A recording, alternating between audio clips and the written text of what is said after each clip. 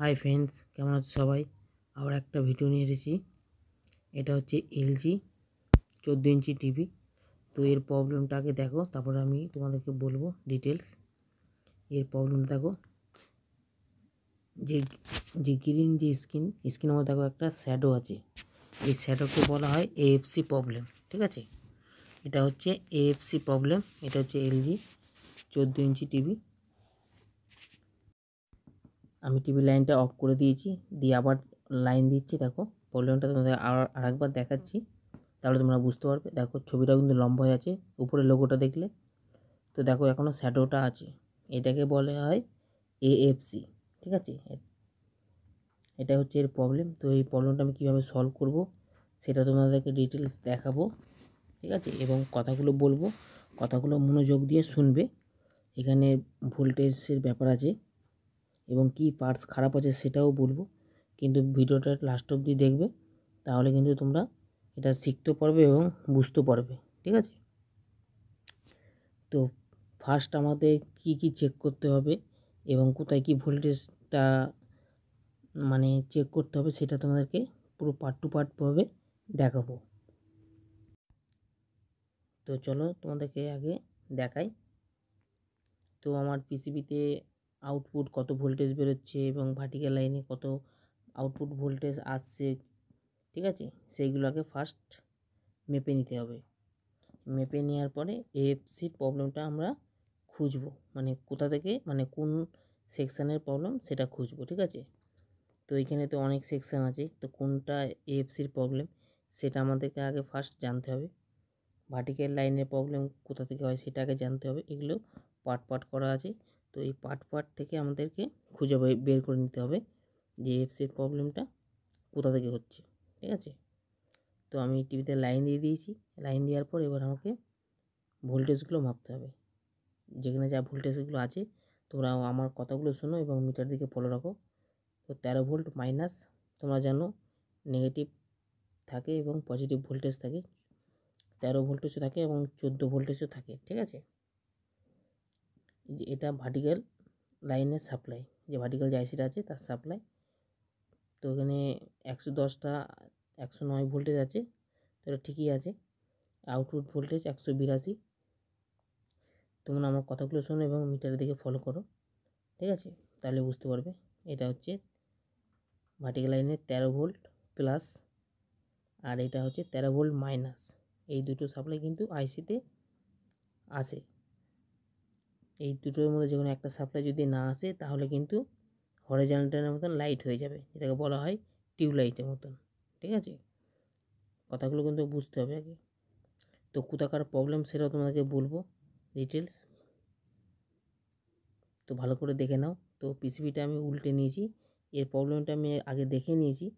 ঠিক আছে, কোথা থেকে এই প্রবলেমটা হচ্ছে সেটা তোমাদেরকে ডিটেলস বলবো, তোমরা যাতে বুঝতে পারো সেই কারণে আমি তোমাদেরকে বলবো। এখানে দেখো জেনার আছে, দেখো পিএর পাশে দেখো একটা জেনার। এই যে জেনারটা, এই জেনারটা খারাপ হয়ে গেছে। তো কি করে বুঝলাম? তো জেনারটা দেখো ভাঙা। ঠিক আছে, এটা কিন্তু ইএসটির লাইন থেকে আসে, ইএসটির যে পিন, ওই পিনেই দেখবে লেখা থাকবে পিসিবিতে এএফসি। ঠিক আছে, ওই লাইন থেকে কিন্তু এই লাইনটা আসছে। ভালো করে কথাগুলো শুনবে এবং বুঝবে, তাহলে কিন্তু তোমরা বুঝতে পারবে। ইএসটির যে পিন আছে সেই পিন থেকে এটা একটা আউটপুট হচ্ছে, একটা পিএফ আছে এখানে, পিএফ হয়ে একটা গ্রাউন্ড হচ্ছে এবং এর পাশে একটা আছে এই যে জেনার। এই জেনারটা কিন্তু না লাগালে কিন্তু এই শ্যাডোটা আসবে। ঠিক আছে, তো এই জেনারটার ভ্যালু হচ্ছে 8.2 ভোল্ট। ঠিক আছে, এইখানে জেনারটা অবশ্যই লাগাতে হবে, না লাগালে কিন্তু এরকমই পজিশান হয়ে আসবে। তো এই জেনারটার এই যে জেনারটা আছে, জেনারটার ভ্যালু হচ্ছে 8.2 ভোল্ট জেনার। তো আমি এখানে এই জেনারটাকে প্রথম ওপেন করে নেব। ওপেন করে নেওয়ার পরে যেহেতু জেনারটা ভেঙে গেছে, তো ভেঙে গেছে কিছু নাম্বার বোঝা যাচ্ছে না, কিন্তু এখানে 8.2 জেনার থাকে। ঠিক আছে, তো এগুলো কাজ করার পর কাজ করতে করতে এক্সপিরিয়েন্স হয়ে যায়। ঠিক আছে, তোমরাও এরকম কাজ করবে, তাহলে তোমাদের এক্সপিরিয়েন্স হয়ে যাবে যে কোথায় কী থাকে না থাকে তোমরা বুঝতে পারবে।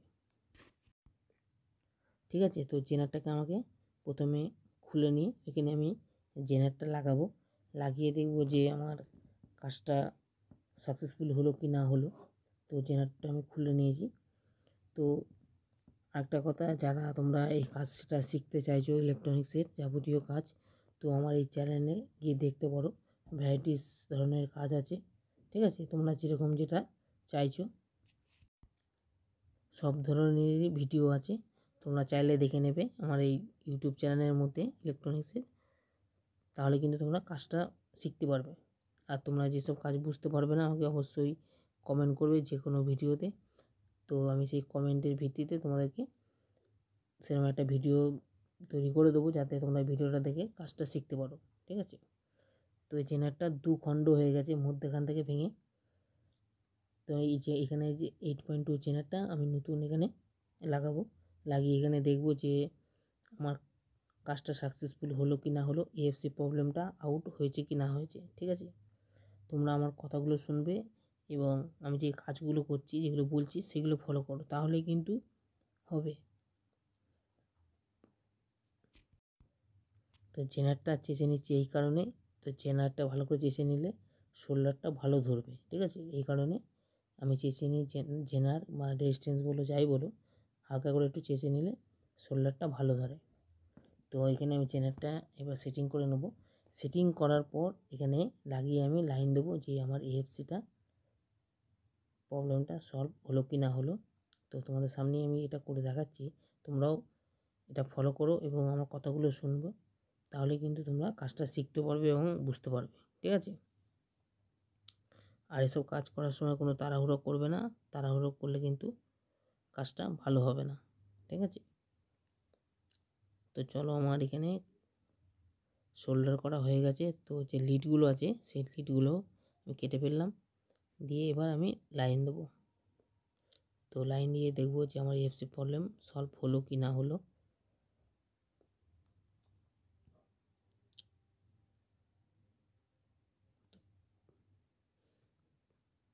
পাশে একটা আমার দাদা কাজ করছে দেখতে পাচ্ছ, ওটা হচ্ছে মশা মারা ব্যাট।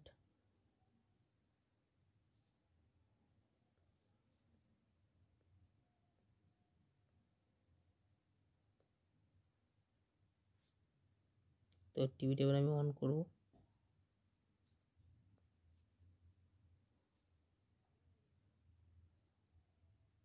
তো আমার এএফসি প্রবলেমটা আউট হয়ে গেছে। তো আমি এবার ভিডিও এখানে ইন করছি, ইন করে তোমাদের ছবিটা দেখাচ্ছি। দেখো যে আমার যে এএফসি যে প্রবলেমটা ছিল সেই প্রবলেমটা সলভ হয়ে গেছে। ঠিক আছে, আমার যে এএফসি প্রবলেমটা ছিল সেটা সলভ হয়ে গেছে, সেটা তোমরা দেখো, দেখলে বুঝতে পারবে।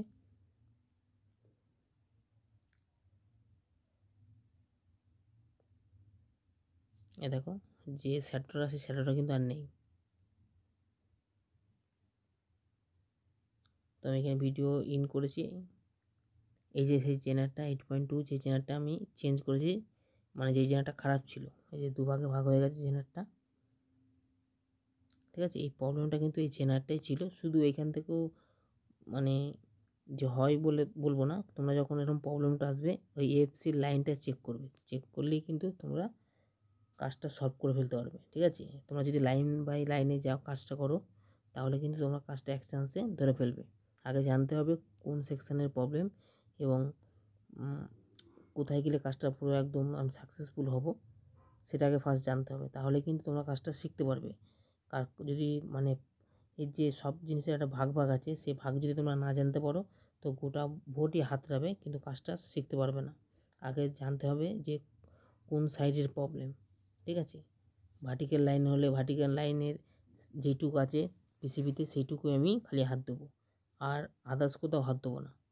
ঠিক আছে, এরকমভাবে তোমাদের কাজটা করতে হবে, আগে ফার্স্ট জানতে হবে, জানলেই কিন্তু তোমরা কাজটা শিখতে পারবে। তো আমার এখানে পিসিবিতে আমি আটকানোর পর তোমাদেরকে পুরো ছবি সমেত সাউন্ড সব শোনাবো। তো তোমরা যখন কাজটা করবে আগে জেনে নেবে যে কোন পার্টের প্রবলেম। ঠিক আছে, সেই অনুযায়ী কাজটা শিখবে, তাহলে কিন্তু তোমরা কাজটা পুরো সম্পূর্ণ শিখতে পারবে এবং কাজটা করতে পারবে। আর তোমাদের যদি অসুবিধা হয় তো আমাকে যে কোনো ভিডিওতে কমেন্ট করে বলবে, তাহলে আমি সেই কমেন্টের ভিত্তিতে আবার ভিডিও বানাবো, ঠিক আছে। তো চলো এবার আমি তোমাদের ছবিও দেখাবো এবং সাউন্ডটাও দেখাবো, সাউন্ডটা শোনাবো।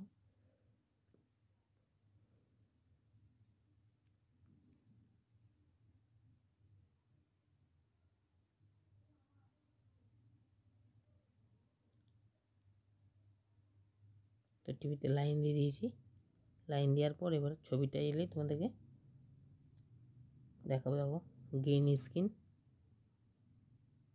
কোনো শ্যাডো নেই, তখন কিন্তু একটা শ্যাডো ছিল, ঠিক আছে। পুরো দানা পরিষ্কার। हिलना ना कहीं नहीं तो उनका मरला के बाद उनकर बात ना मान के पाप कर जाओ। बाबूजी बहुत सही कहला, ये रुपया पे सिर्फ त्योहार रखा, कहा कि हमने तो नौकरी कर रहा है ले ये त्योहार है। তো দেখলে আমার সাউন্ড ছবি পুরো পরিষ্কার, মানে যে প্রবলেমটা ছিল সেই প্রবলেমটা পুরো সলভ হয়ে গেছে। তো সলভ করার জন্য আমি কী কী করলাম সেটা তোমাদেরকে দেখিয়েছি। তোমরা ঠিক এরকম বুঝে বুঝে কাজটা করবে। আগে বুঝতে হবে যে কোন সেকশানে প্রবলেম, সেই সেকশান অনুযায়ী লাইন বাই লাইন ধরে গেলেই কিন্তু তোমরা কাজটা এক চান্সে করে ফেলতে পারবে, ঠিক আছে। আর আমার এই ভিডিওটা তোমাদের যদি ভালো লেগে থাকে লাইক এবং সাবস্ক্রাইব করবেন। ধন্যবাদ।